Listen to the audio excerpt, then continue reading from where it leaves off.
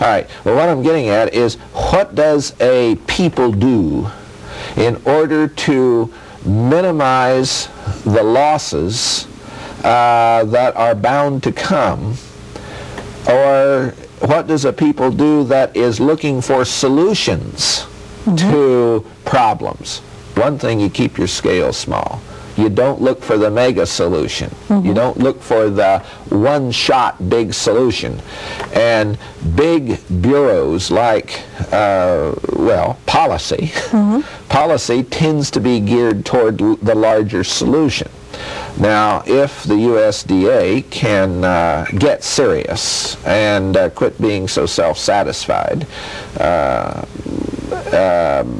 if it can get serious and start thinking in terms of smaller scale approaches to dealing with the farmer on the land, and make it its mission to keep the people there that are there and to figure out ways to get more back on the land, what the land needs is what I've called a high eyes to acres ratio. Lots of people watching it. That either your landscape has a sufficiency of energy and capital, and if that's the case, there's going to be probably more erosion, or it has a sufficiency of people. And we are land animals, and we need to be living out our lives on the landscape. Not everybody, but there needs to be. I've estimated that the U.S. countryside could stand about 80 million people, and not desecrate it. In fact, sustain it. That is, we go at it like park rangers to sustain the American landscape, and then in turn it would sustain us. So what I would hope is that we could have policy that would help along that line.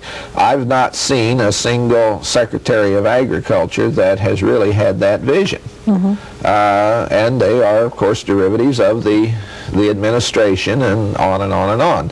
Rather, what I find is apologies for and tooting the horn for the establishment which features the extractive economy. And well, even the current Secretary of Agriculture, I don't see much coming out of. I don't see much coming out of him. He gave a speech to the USDA people in which he said something about 1/6 of an aspirin in a tanker car was like 1 part per billion. Well, how would he regard an AIDS virus in the human body, which would be about 1 part per billion, or a carcinogen that could cause a mutation in a cell? Little things mean a lot. Yes. Mutation in a cell that could lead to cancer. And so, anyway, we've got to get this, we've got to get and it's going to take a grassroots effort to develop a constituency that'll start putting the right people in office. Well, that's... and that think small. See, I want to say one other thing. Descartes, in his Discourse on Methods, said that the more he sought to inform himself, the more he realized how ignorant he was.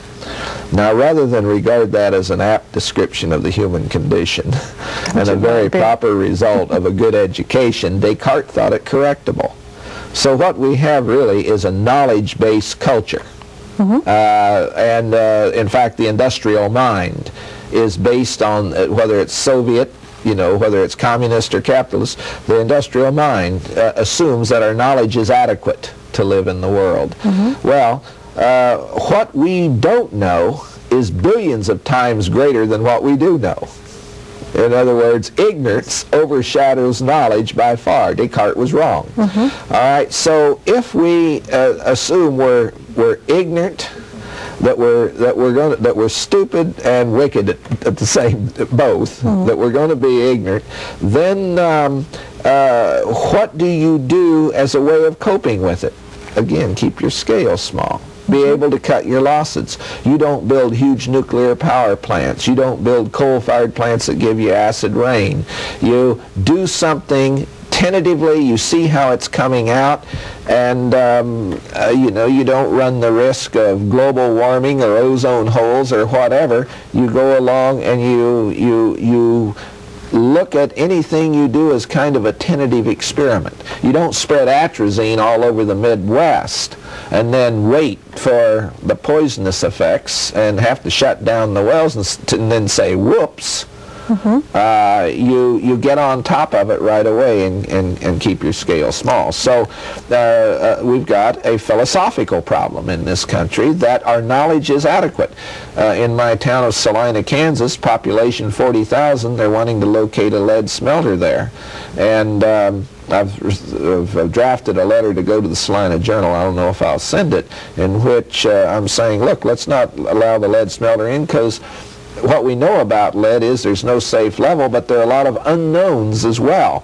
And so I'm suggesting in the letter that we put a sign up on Interstate 70 that says, Salina, Kansas, population 40,000, a good place to live because we're ignorant and we know it.